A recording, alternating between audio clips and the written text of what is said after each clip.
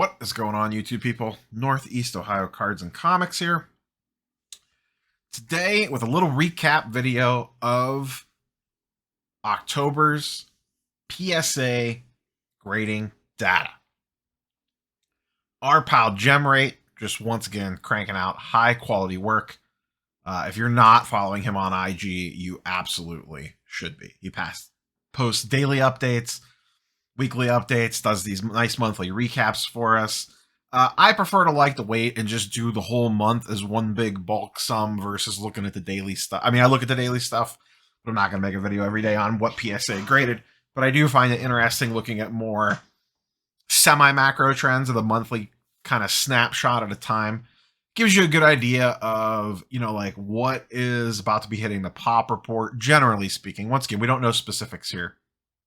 Well, he has specifics and he has a bunch of drill downs that you can get into, but he has his own website with his own blog, GemRate.com. Once again, highly recommend checking out his work. Does fantastic analysis on all this stuff. So, for the month of October, a couple big main takeaways. We're not going to go over absolutely everything here. Just a couple of key things that I want to hit on, and then kind of some points based off of this data. October, 23% drop from the previous month and their lowest since May. They graded 640,000 cards for about 20,000 cards per day, a little over 20,000 cards per day. Still a lot, but definitely a decrease. Now, he speculates on the reason why, being they graded more older cards this month. I mean, maybe that matters. We don't really know. You can see on this little chart by era, you look at October, 2010 and greater, look at the big drop, 56%. And then look at the massive spikes, how these stick out. 2000s, way above the norm.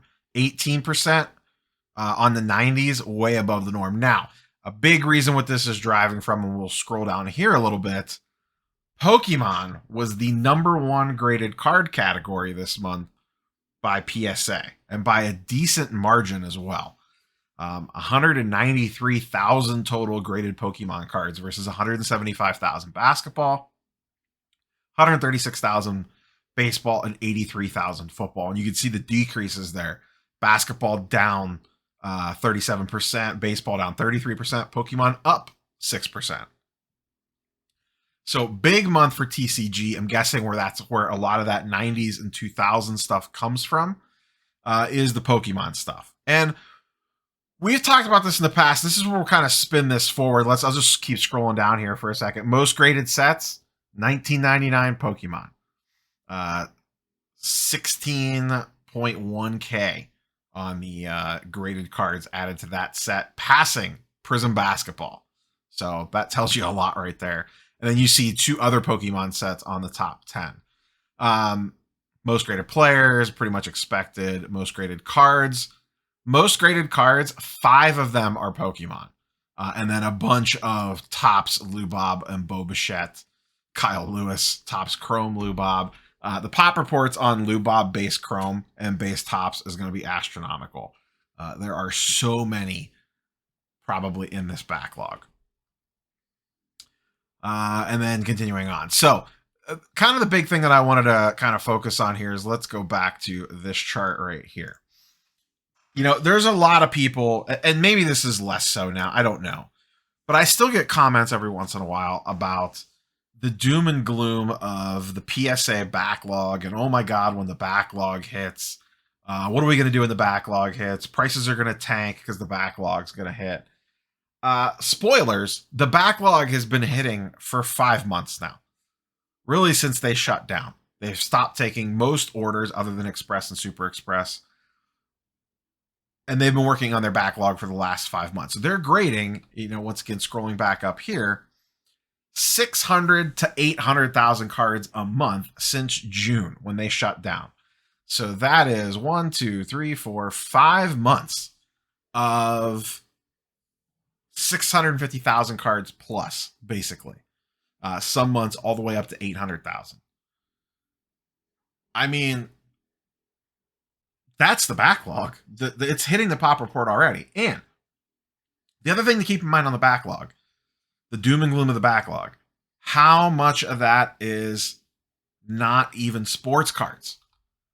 You know, when you look at his breakdown, only 27% of the backlog this month was basketball cards. 21% was baseball. So yeah, is that still a lot of basketball and baseball cards? Yeah, absolutely. But now, of that 27%, how many of those are actual cards that we care about? I can only imagine the piles of nonsense that is in the PSA backlog. Listen, I am not one of the people. And the people that say this annoy the hell out of me. So if you're going to say this in the comments, I'm not one of those people. I'm not going to sit here and judge who graded what card. You could grade whatever the hell card you want as long as you're willing to pay whatever the posted rates are at the time. I'm not going to sit here and get all fired up because you graded some base Kyle Lewis Topps paper or something dumb like that. I don't care. You know, if you want to send that in and you want to pay the however much it was to get that graded, more power to you. It doesn't make a difference to me. But a lot of that stuff makes up the backlog. A lot of that stuff is the backlog. I mean, what percentage do you really think is Lucas Silvers and Luca Optic Hollows and Trey Silvers and Trey Optic Hollows and Tatum Silvers and Trae Young Reds and this, that, and the other thing? Like, not that much, if at all.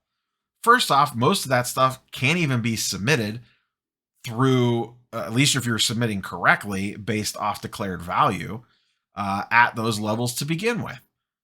So, yeah, do people try to slip some stuff through the cracks? Absolutely. But how much of that backlog is junk LeBron inserts from Mosaic Basketball? You know, stuff like that. How many of those are, you know, the dumb MVP insert that came out? I graded some of them. I know I graded some of them for sure.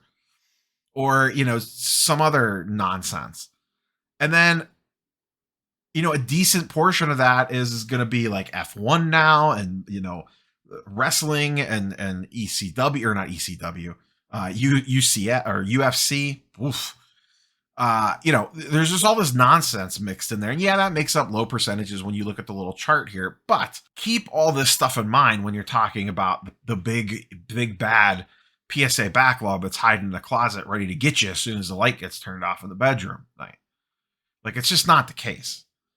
You know, if you're betting your house on Lou Bob Topps 2020 paper, I'd be worried.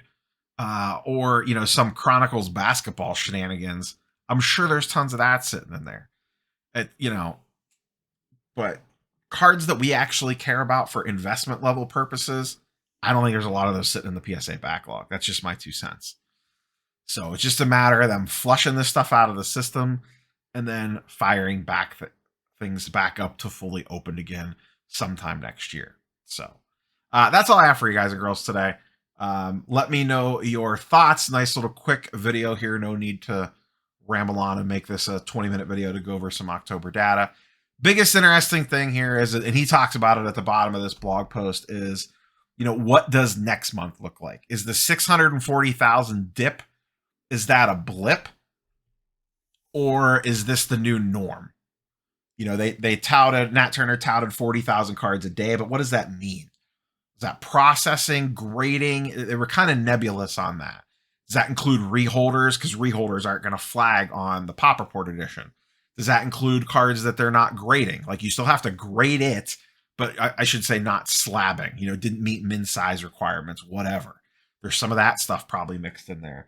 So when he says they're processing 40K a day, but only 20K are hitting the Pop Report, that seems like a big gap. But I'm sure there's a lot of reholders and stuff like that in there, and cards that can't be slabbed, and God knows what else that we're not even thinking about. And they might be a little fuzzy on the math too. There could be 40,000 cards processed today, not necessarily slabbed and added to the Pop Report in a day. Who knows? So, and also they could be grading 40,000 in a day, but maybe they can't slab 40,000 in a day. There could be a backlog inside PSA that we don't even know about for encapsulation, for all we know. Who knows? So that's all I have for you guys and girls. Like I said, like, comment, subscribe. We will catch you on the next one. Peace.